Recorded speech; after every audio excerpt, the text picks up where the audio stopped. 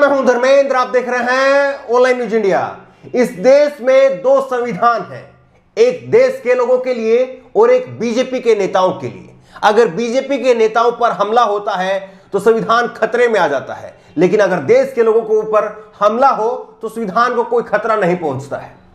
BJP के राष्ट्रीय अध्यक्ष जेपी नड्डा कोलकाता पहुंचे और कोलकाता से 65 किलोमीटर दूर डायमंड हार्बर जा रहे थे और उस वक्त उनके काफिले के ऊपर हमला कर दिया गया।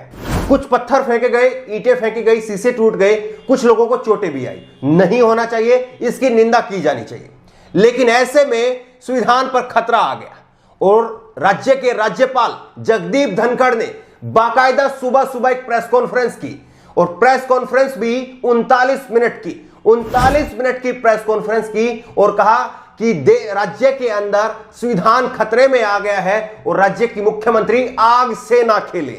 बड़ी बात, बड़ा बयान उन्होंने अपनी तरफ से दिया। राज्यपाल, महामहिम राज्यपाल ने यह बयान दिया।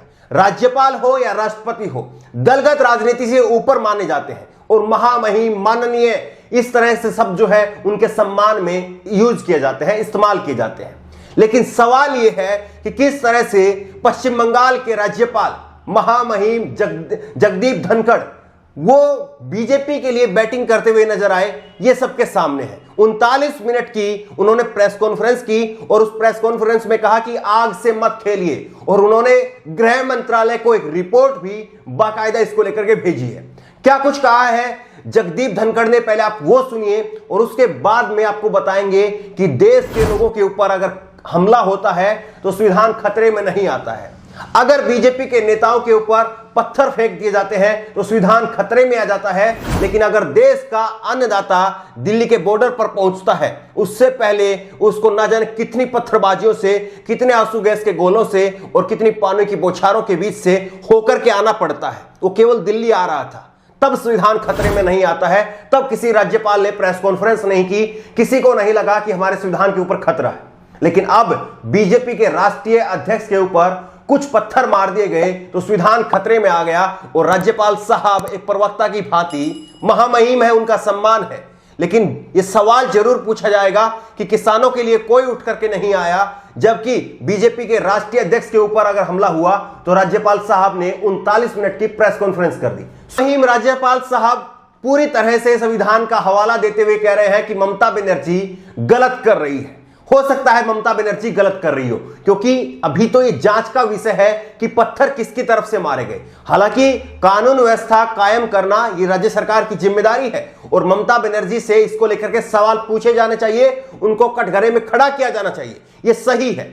लेकिन यह भी सही है कि इसी देश के अंदर और अभी हाल ही के समय में, पुराने समय की बात नहीं हम कर रहे हैं, देश का अन्नदाता दिल्ली पहुंचना चाहता था, दिल्ली पहुंच करके अपनी बात कहना चाहता था और किस तरह से देश के अन्नदाता को कैसी कैसी मुश्किलों के बीच से गुजर करके दिल्ली तक पहुंचना पड़ा, ये सबके सामने है।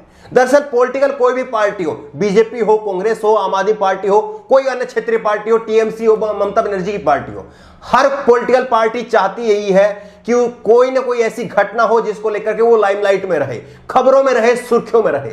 और इसीलिए जो है वो पॉलिटिकल पार्टियां एक दूसरे के ऊपर पत्थर फिकवाने का काम, शाही फिकवाने का काम, जूता उछालने का काम, ये सब काम होते रहे हैं। हमने देखा है कि अरविंद केजरीवाल को दिल्ली में थप्पड़ तक मारा गया है। गाड़ी में रोड शो के दौरान उनकी गाड़ी के ऊपर चढ़ करके एक युवक ने थप्पड़ मार दिया था, शाही फेंकी गई, योगेंद्र यादव का मुंह काला कर दिया गया था, चिदंबरम साहब की तरफ जूता फेंक दिया गया था। एक प्रेस कॉन्फ्रेंस में पत्रकार ने, जर्नैल सिंह, बाद में जाकर के वो आम आदमी पार्टी के विधायक बने और पंजाब में मुख्यमंत्री बनने भी चले गए थे। ये तमाम बातें, तमाम उदाहरण और ऐसे कई सारे उदाहरण जो है वो दिए जा सकते हैं। पॉलिटिकल पार्टी चाहती यही है कि किसी न किसी तरह से वो सुर्खियों में रहे। आप सोचिए कि अब चर्चा हो रही है जेपी नड्डा के काफिले के ऊपर पत्थरबाजी की। अगर जेपी नड्डा शांति से वहां जाते हैं और शांति से वहां पर जाकर के अगर अपना भाषण देते तो क्या इतनी चर्चा होती, क्या इतना उनको कवरेज मिलता? इसीलिए जो है मैंने कहा कि ये घटनाएं लगातार, गुजरात के अंदर राहुल गांधी के ऊपर ऐसा ही हमला हुआ था। गुजरात में भी राहुल गांधी के काफिले के शीशे तोड़ दिए गए थे।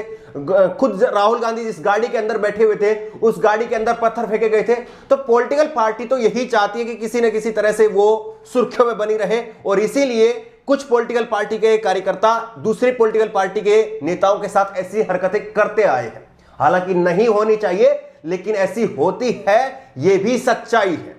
लेकिन सवाल यह उठता है कि राज्य के लिए, अगर राज्य के अंदर किसी तरह से इस तरह का उपद्रव होता है तो वहां पर राज्यपाल साहब आगे आ जाते हैं, लेकिन वहीं पर देश का अन्नदाता, बड़ा हमारा सवाल यही है कि देश का अन्नदाता इसी मुश्किलों के बीच में दिल्ली पहुंचा है, लेकिन उसके लिए ना कोई राज्यपाल आगे आया, ना प्रधानमंत्री आगे आए और ना ही सुप्रीम कोर्ट आगे आया।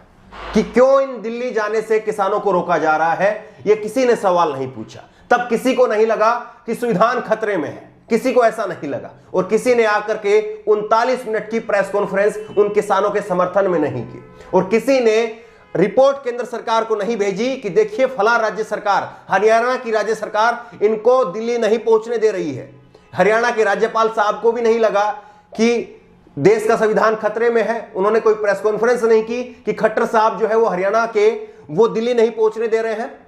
इस सवाल पूछा जाना चाहिए कि क्या देश में दो संविधान है, एक बीजेपी के नेताओं के लिए और एक देश के लोगों के लिए, जिसके तहत अलग अलग कार्रवाई जो है वो होती है। हम कहीं से भी ममता बनर्जी की सरकार के चलते वहां पर जो हुआ है, वहां पर जो पथराव हुआ है, उसको जायज कतई नहीं ठहरा रहे हैं, लेकिन हमारा सवाल यह है कि बीजेपी के नेताओं के ऊपर कोई भी घटना होती है तो आनन फानन में तुरंत उसके लिए एक्शन लिया जाता है। 2 अधिकारियों को तलब कर लिया है, डीजीपी को और चीफ सेक्रेटरी को तलब कर लिया गया है। 14 दिसंबर को गृह मंत्रालय ने उनको दिल्ली बुलाया है, लेकिन वहीं पर देश के लोगों के साथ में इस तरह की घटनाएं रोजाना होती रहती हैं और उनके लिए कहीं पर कोई इस तरह का एक्शन देखने को नहीं मिलता है। और अगर 1-2 लोगों पर कोई घटना हो तो चलिए उसका एक्शन ना भी लिया जाए, लेकिन देश के अन्नदाता के साथ में भी इसी तरह की घटनाएं हुई हैं और उनको लेकर के कहीं किसी ने चिंता व्यक्त नहीं की।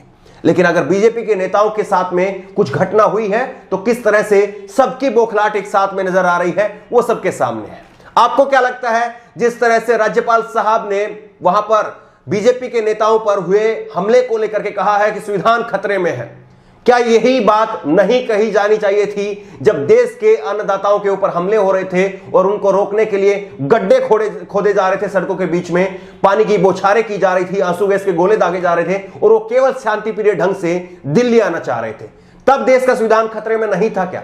आपकी राय क्या है, नीचे कमेंट बॉक्स में अपनी राय जरूर दें। उसी तरह की तमाम खबरों के लिए ऑनलाइन न्यूज इंडिया को सब्सक्राइब करें, साथ में जो बेल आइकन बनी, जो घंटी बनी हुई है उसको जरूर दबाएं, ताकि जैसे कोई वीडियो अपलोड करें उसकी नोटिफिकेशन आपको तुरंत मिल सके। साथ ही ऑनलाइन न्यूज इंडिया का फेसबुक पेज भी जरूर लाइक करें। धन्यवाद। इस खबर को अभी लाइक करें, शेयर करें, अभी चैनल को सब्सक्राइब करें और घंटी जरूर दबाएं।